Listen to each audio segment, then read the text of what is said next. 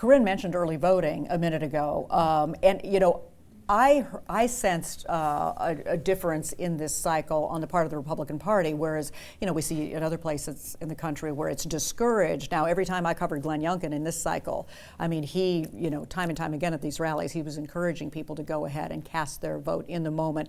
I have to tell you, though, a lot of the Republicans I spoke to in those audiences said, "No, I'm not going till Election Day." I mean, Danny, is the Republican Party in Virginia retooling its message on that, and must they retool the message on that? What did you see in this cycle?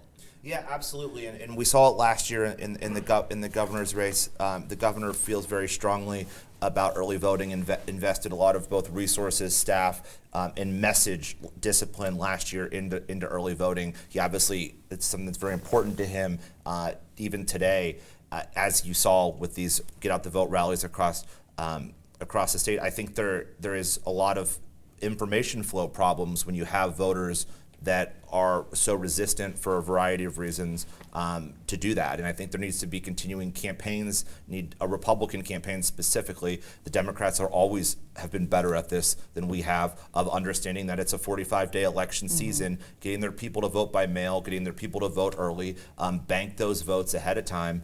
And unless more folks look at what Governor Youngkin is doing and what he did last year and run campaigns in a similar way, they're going to continue to get lapped and lapped and lapped by Democrats who just bank votes.